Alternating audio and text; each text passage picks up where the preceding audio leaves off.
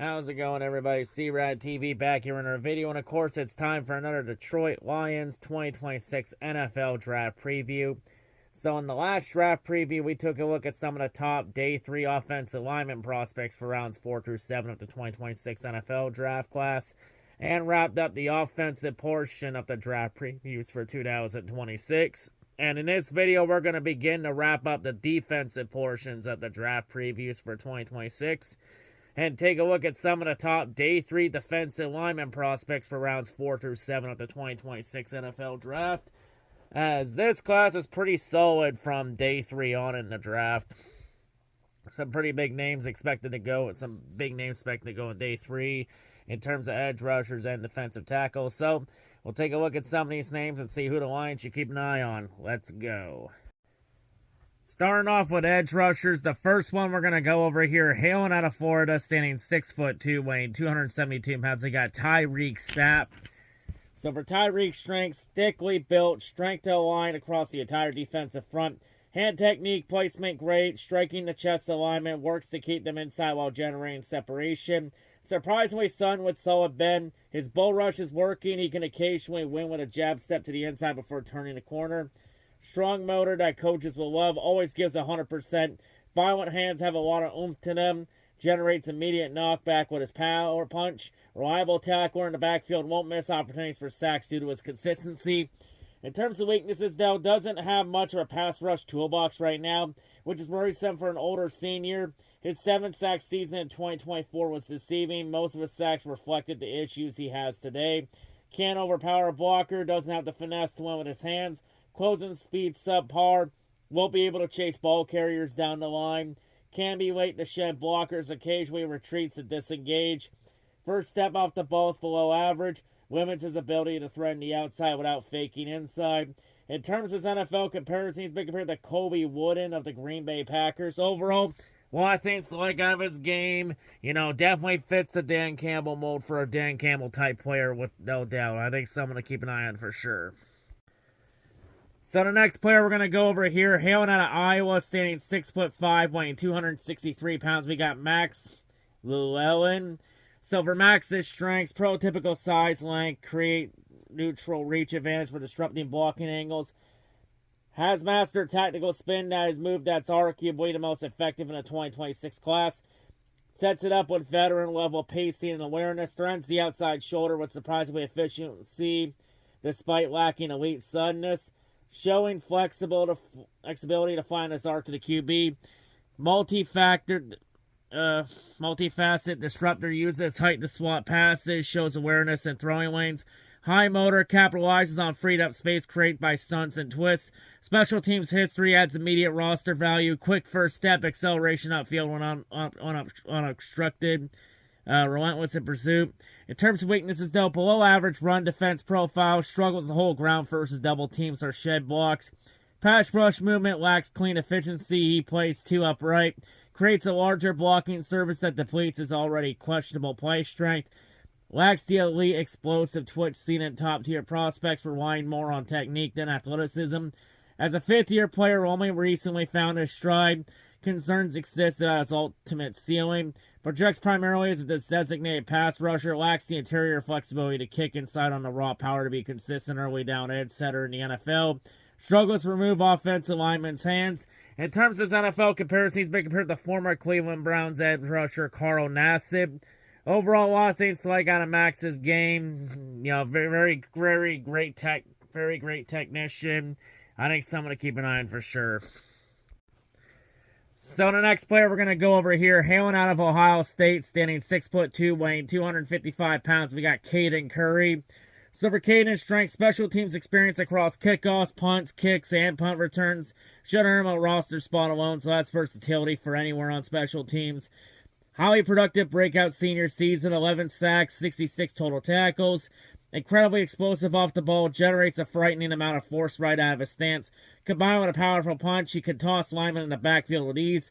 Upper body strength allows him to forklift linemen, rip underneath. High motor, desire to damage QBs. He'll earn fans with his mentality. Runs through ball carriers, drives them to the ground. In terms of weaknesses, though, he may not have the length to play in the NFL. Sub 31-inch arms, 75-inch wingspan.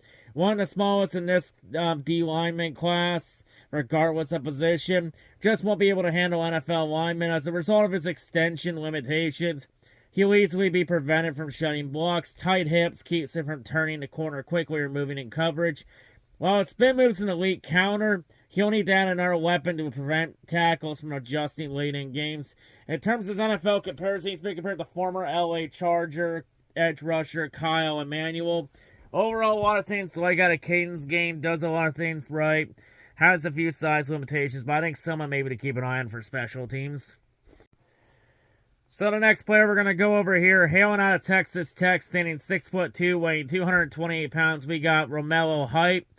So for Romello's strength, very quick off the ball, can get downfield in an instant, challenging tackles from wider alignments. Flashes great bend when he turns the corner. Despite his size, generally held up well in run defense, getting extensions on blocks. Blockers doing a decent job at maintaining position. Great hand usage, continuous swiping away punches, strikes in the lineman's chest. If David Bailey, his teammate, looked twitchy to you, he's a different beast. Has the explosiveness to clear yards instantaneously, poses a difficult challenge for tackles when defending their inside. Offers some versatility off the ball, especially in coverage. In terms of weaknesses, though, he's severely undersized with poor length, even for a pass rush specialist. He'll either need to learn to play off the ball or he'll be limited to third down exclusively. And he's an older player that turns 25 this month. Combined with his late breakout in production, there is concern over his long-term viability. Struggles at pad level as a pass rusher, which can make him a non-factor if he can't win with speed. Can play a bit out of control when approaching a QB. Attempts to dive into them or wrap up high, which I believe that's a no-no in the NFL because they're going to call that for roughing the passer because of how fucked up the rules are.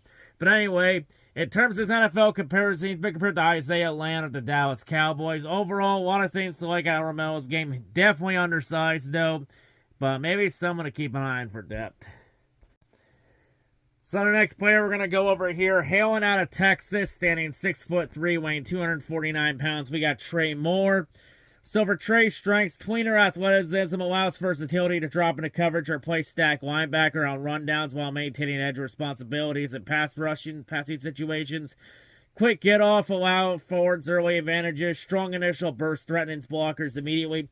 Fluid changes direction, shows lateral quickness, mirroring backs in space, redirecting pursuit angles.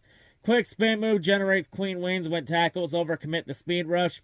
Strong finish to 2024 against quality SEC competition and demonstrate his ability to perform in big moments. In terms of his weaknesses, though, insufficient functional strength generates push only against tackles who lack a proper base or are caught off balance.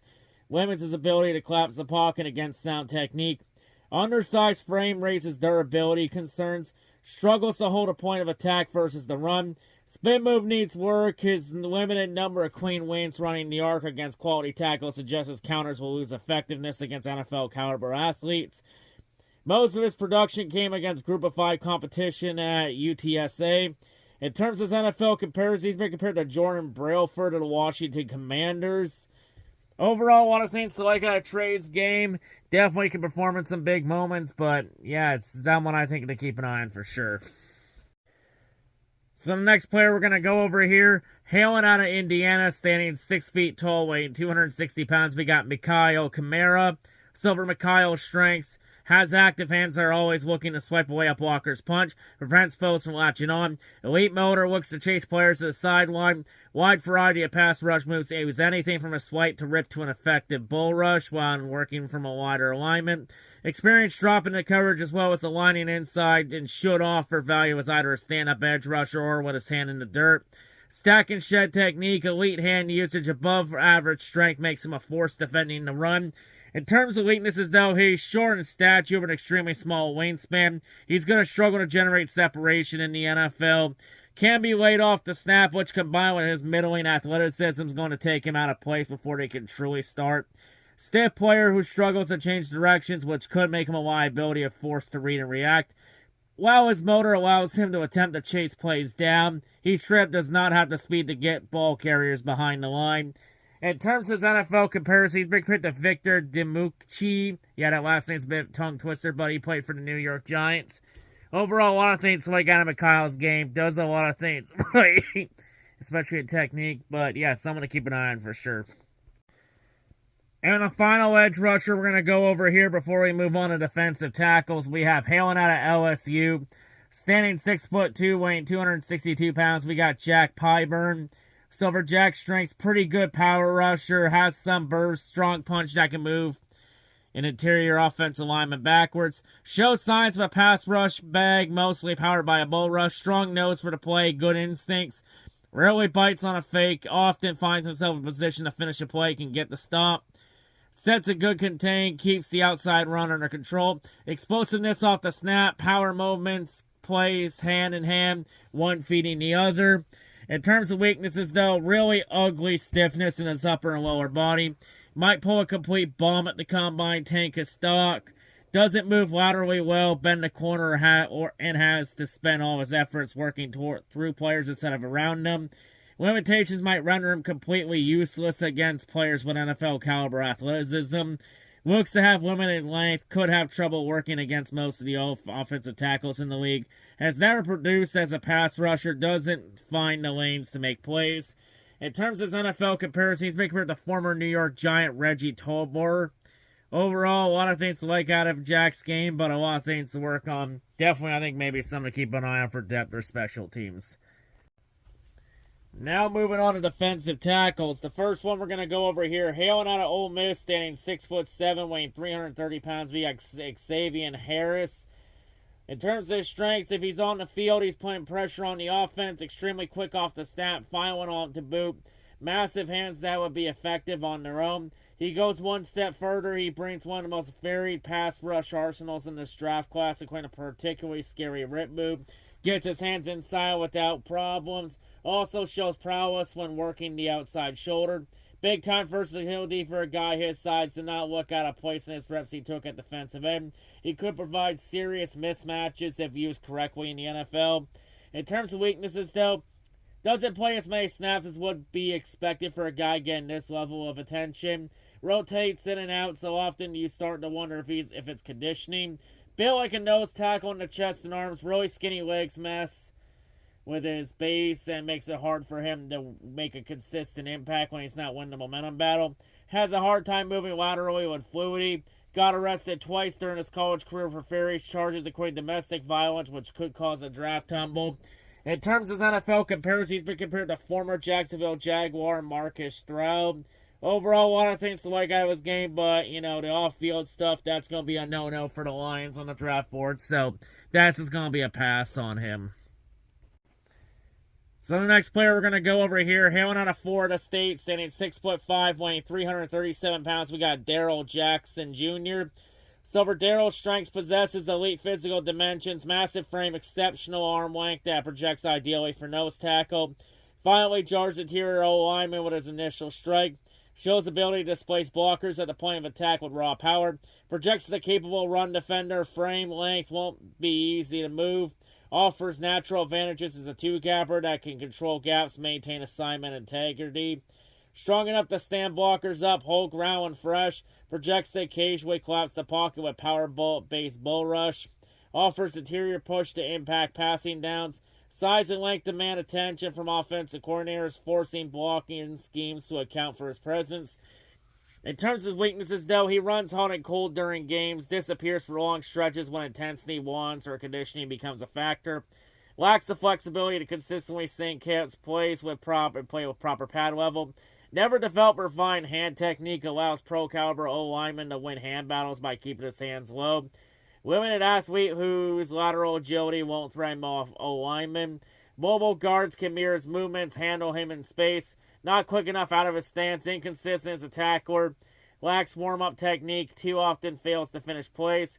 Limited pass rush arsenal beyond occasional power moves. Can play too high at times, surrendering leverage advantages. In terms of NFL comparisons, he's been compared to Bobby Brown of the Carolina Panthers. Overall, a lot of things to like out of Jack Darrell's game. A few things to clean up, but someone to keep an eye on for sure.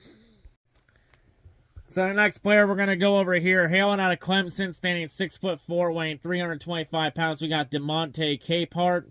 So for DeMonte's strengths, awe-inspiring run stopper, has the discipline to play nose, the strength to control linemen. Jarring hands could cause cracks in even the stoutest of anchors if he times them well enough. Tough guy, extremely hard to move even when double-teamed. Athleticism passes the eye test, particularly bursty for a guy who profiles best as a nose tackle. Has impressive reps where he combines his explosiveness and strength to knock a lineman flat on his back. Overwhelms the opposition with his length, gets good space to disengage from the opposition. In terms of weaknesses, though, he's a truly one-dimensional. Played college football for 6 seasons, never got more than 1 sack in a season because he has next to no pass rush ability. Doesn't chain moves to help get him in position to make the sack. Had many opportunities to emerge as more than a rotational piece, nevertheless was stuck in that role for his entire career. Calls into question his motor and endurance. Is this the issue that he can't do it physically or that he was stuck behind better talent? Both are concerns, though. Comes into reps with some high pad level, has some trouble making the tackle once he's in the playmaking position. In terms of his NFL comparison, he's been compared to Nathan Shepard and the New Orleans Saints. Overall, a lot of things like DeMonte's game, a few things to keep clean up on, but I think someone to keep an eye on is a rotational depth piece. So the next player we're going to go over here, hailing out of Arkansas, standing 6'5", weighing 323 pounds, we got Cameron Ball. So for Cameron's strengths, active hands makes the lives of interior O-linemen difficult. He stands out among nose tackles as a player with technical refinement. Good leg drive, strong lower body, trying to make a push forward. Shows flashes a good gap discipline, has the bulk and mass to force the running back out of his initial rushing lane.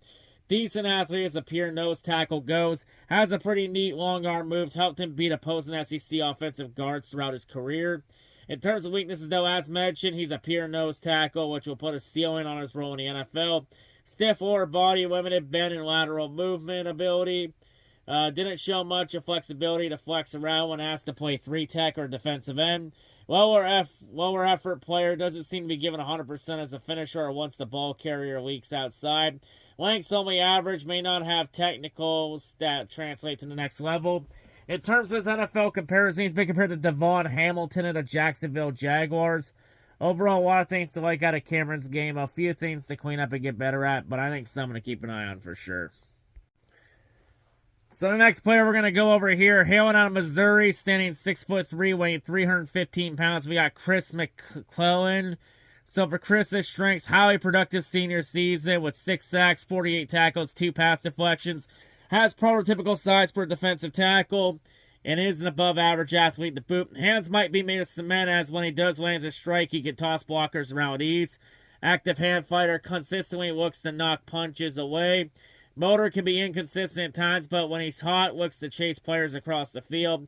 Has the leg drive and overall power to drive blockers backwards. Creates disrupted running lanes, can collapse pockets. In terms of weaknesses, though, he relies way too much on bull rushes that when facing larger linemen can render him harmless as a pass rusher. Overall, while he can occasionally throw in a swim or a forklift move, other pass rush moves aren't particularly effective. Pad level can vary. Plays too high, gets pushed around for it when he does. Hands can be a bit late to make contact, which combined with a stubbier build results in citing control of his chest. Lacks the bend to turn the corner, finish plays, resulting in the missed opportunities. In terms of his NFL comparison, he's been compared to former Cincinnati Bengal Jordan Jefferson. Overall, a lot of things to like out of Chris's game. Few things to clean up, but I think someone to keep an eye on for sure. So the next player we're going to go over here, hailing out of Southeast Louisiana, standing 6'3", weighing 280 pounds, we got Caleb Proctor. So for Caleb's strengths, he didn't back down when playing LSU. Despite being smaller than all of the LSU's all-linemen, he managed to secure 2 sacks by rising the occasion, if you want to watch some tape there. He plays like he's on fire. If he's on the field, he gives 100% at all times. When allowed to pin his ears back and attack, he can generate a surprising amount of push, excels on stunts and twists, gets lateral as a crasher, disrupting blockers, or gets upfield quickly as a looper. Fires off the ball, accelerates at a high level, which should be expected for his size. He's also been listed as one of the top small school studs in this draft class, because while he's not the most prolific in this class, the most prolific proctor in his class. He still has a lot of great traits. His burst off the line, his strength at 280 helped him dominate at the FCS level. In terms of his weaknesses, though, at his current weight, he's unplayable on the inside at next level against the run. While sufficiently athletic to play as an end, he might lack the length to make the full-time switch. He was easily pushed around by larger blockers when holding his ground, will either need to slide outside or bulk up to be an every down player. Wraps up high as a tackler, which can lead to him being shaken off. Struggles to keep O-linemen in front of him, lacks the core strength to prevent himself from being turned. In terms of his NFL comparison, he's been compared to Dante Stills of the Arizona Cardinals. Overall, a lot of things to like out of Caleb's game. Doesn't back down, plays hard every play. I think someone to keep an eye on for sure, despite some size issues. So the next player we're going to go over here, hailing out of Cincinnati, standing 6'1", weighing 335 pounds. We got Dante Corleone. So for Dante, he's your prototype leverage defensive tackle because he's affectionately known as the Godfather. That's his nickname, with a fire hydrant build. His squatty big body frame helps him fill running lanes with ease. In terms of his strengths, extremely bulky, great athleticism considering he's carrying 330 plus pounds. Earned a spot on the Feldman's Freaks list for its incredible explosiveness with a reported 1.71 10-yard split. Lays the boom with his upper body. Arms look like tree trunks. Can quickly crash into running lanes. Force the ball carrier behind the line of scrimmage. Pounces off the snap. Can sometimes beat his opposing linemen before they even gotten their hands up. Techniques well developed with active hand usage to put foes in the dirt even if they are used counters against him. In terms of weaknesses, though, his medical history will pop up as a potential concern for teams after he lost 3 months of practice time due to blood clots in his lungs. He was not as impactful in his senior season. His teams learned to run away from him because he has a difficult time working through traffic. Motor's a bit questionable. Ended up off the field this year more times than you'd like, even for a nose tackle who may only be used in certain situations. Needs a complete rework of his stance, but could be an even more explosive athlete if he constructed his body well. He may be too short and stubby for certain teams. He's also been listed as a player that might disappoint in the NFL because while he's had plenty of hype since he stayed home to play for Cincinnati, he just never found the right season to declare. And combine that with a lingering blood clot issue, he might have trouble staying on the field. In terms of his NFL comparison, he's been compared to Khalil Saunders of the New York Jets. Overall, a lot of things to like out of Dante's game, but he's had issues staying healthy, and blood clot is a serious thing.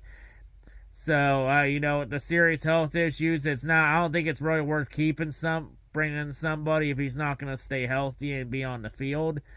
I think there are better options there.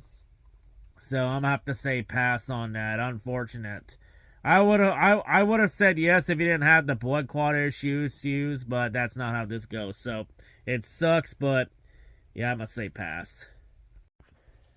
So the next player we're going to go over here, hailing out of Penn State, standing 6'1", weighing 288 pounds, we got Zane Durant. So for Zane's strengths, one of the most athletic defensive tackles in the class, has the potential for instant wins thanks to top-tier speed and lateral agility. Movement skills absolutely terrorized teams in the back half of the 2025 season, getting quick wins over and over against Indiana's stout O-line, if you want to watch some tape there. Good strength profile considering his size, in particular his powerful hands that can shove an O-lineman into the ball carrier. Holds his own against the double teams, can crash through on occasion. Super fluid lower body, helps bring about better recovery skills than most defensive tackles. In terms of weaknesses, though, if he comes in under 290, teams might not even give him the time of day due to lack of mass. Tweener type who could use some additional weight to play the defensive tackle position. If you're ready to jump out of his stance without a plan, can get caught off balance just as quickly as he explodes. Run stopping looked like it took a step back from 2024 to 2025. He just cannot find ways through the interior of the line through moves. Technical polish is limited. He can position himself too far away at times. Misses on valuable angles that could end the play. Tends to over-pursue. In terms of NFL comparison, he's been compared to former Detroit Lion Karoon Reed. Overall, one of the things to like out of Zane's game, a few things to clean up, but I think someone to keep an eye on for sure if he adds a little weight. So the next player we're going to go over here, hailing out of Texas A&M, standing 6'1", weighing 317 pounds. We got Albert Regis Regis. But yeah, in terms of Elbert's strengths, dense, hard to move, frame consistently, produces run stops either personally or for teammates pursuing cleanly. Effective taking on double teams, shows quick feet against combo blocks, maintains positioning while occupying blockers. Generates stopping power upon contact, good pad level, natural leverage advantage. Flash is effective arm over move, beats run blocks through his technical technique, remains unrefined. Demonstrates understanding of gap responsibility. Stick build allows him to anchor at point of attack when maintaining proper technique. Appreciate teammate who brings mature perspective as a family man. Shows ability to control interior gaps, prevent alignment from reaching the second level. In terms of weaknesses, though, shorter build combined with short arms limits reach and ability to disengage once blockers establish hand placement.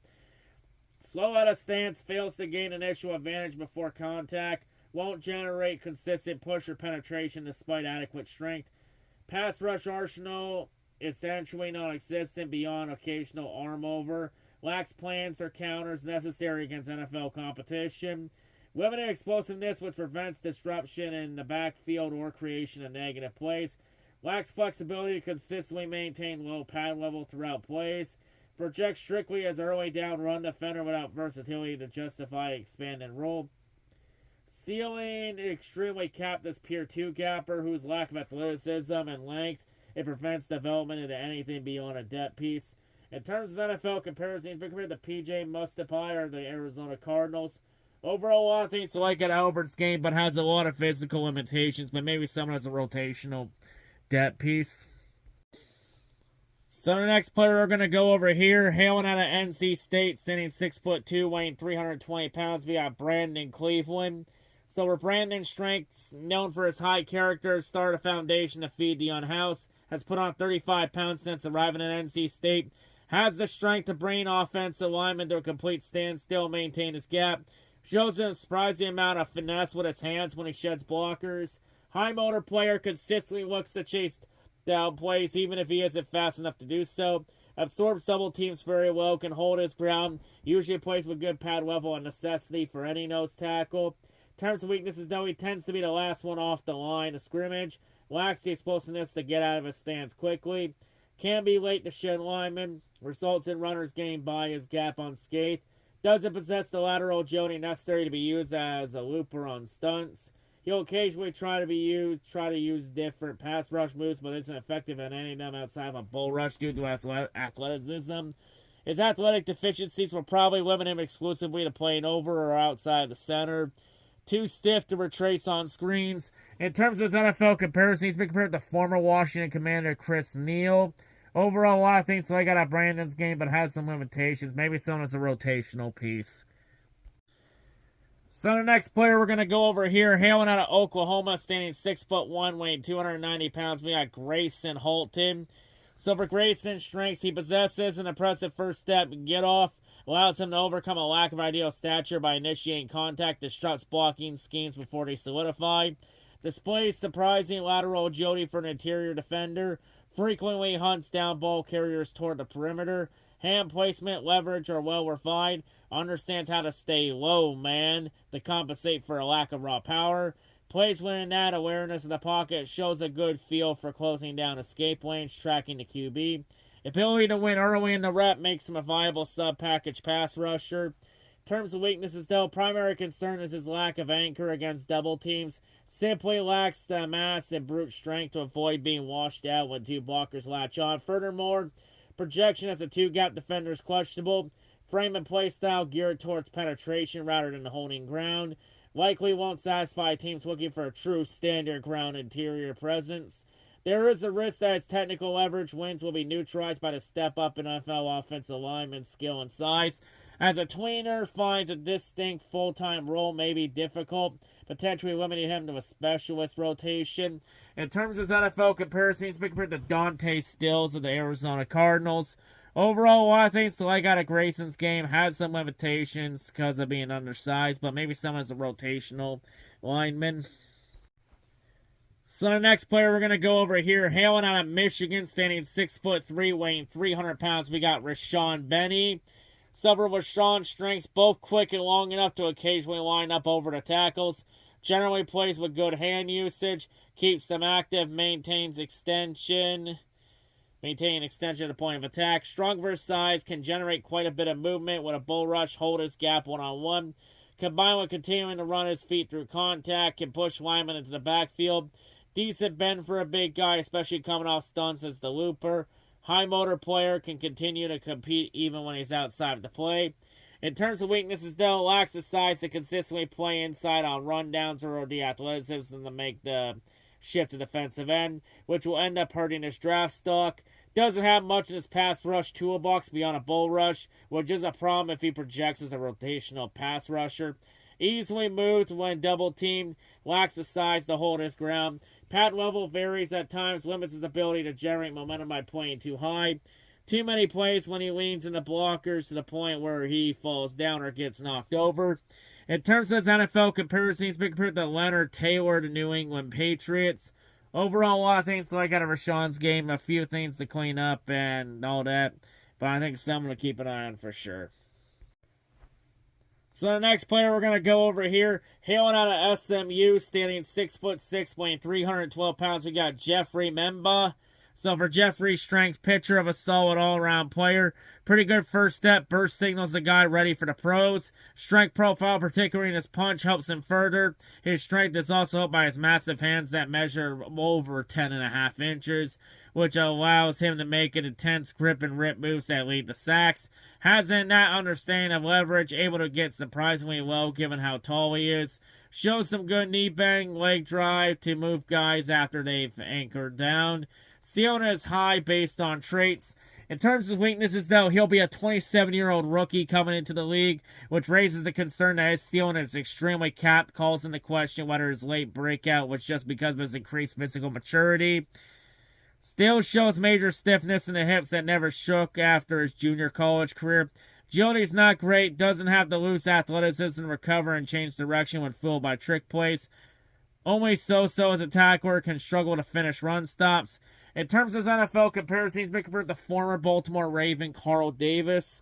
Overall, a lot of things to like out of Jeffrey's game. Few things to clean up on and a bit old too, but I think someone definitely to keep an eye on for rotational depth. And the final defensive lineman, the final player we're going to go over in this video, we have hailing out of South Carolina, standing 6'3", weighing 322 pounds. We got Nick Barrett. So for Nick's strengths, he projects as penetrating defensive tackle who attacks gaps rather than occupying blockers. Uses good first step to gain initial advantage on interior linemen. Shows enough athleticism to create splash plays, evidenced by a 17-yard scoop and score that required surprising speed and agility for a man his size. Transfers quick first step and a straightforward power-based pass rush that occasionally generates interior pressure. Strong with good stopping power upon contact, able to jar ball carriers when arriving to tackle. Maintain excellent leadership, stand out throughout career despite limited starting opportunities. Earning a rare permanent captain distinction that speaks to character and work ethic. Flashes ability to redirect, can pursue laterally when plays breaks contain. Displays fundamentally sound approach when executing responsibilities within defensive structures. In terms of weaknesses, though, limited starting sample size, which makes projection difficult as 12-game audition represents only meaningful tape available. Pass rush improvement during senior year appears more effort-based than technical development, offering little evidence skills will translate against superior NFL competition. Lacks consistent ability to defeat blocks once O-linemen establish position. Struggles to create second moves or counter punches when initial penetration stalls. Doesn't offer enough versatility to justify a roster spot as pure two-down defender given late development curve. Missed significant time in 2024 despite being healthy enough to preserve redshirt years, suggesting coaches saw limitations even within reserve role. In terms of his NFL comparison, he's been compared to former Miami Dolphin Vincent Taylor.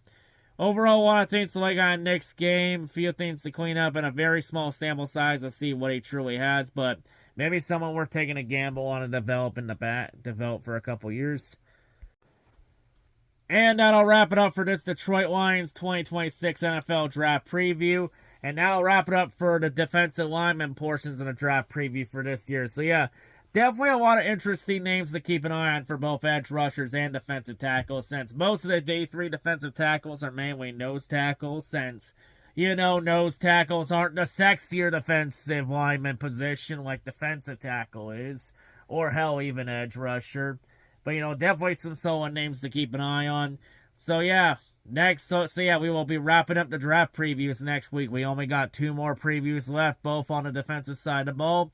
And the second last preview, we'll be taking a look at the top linebacker prospects for day 3 of the draft.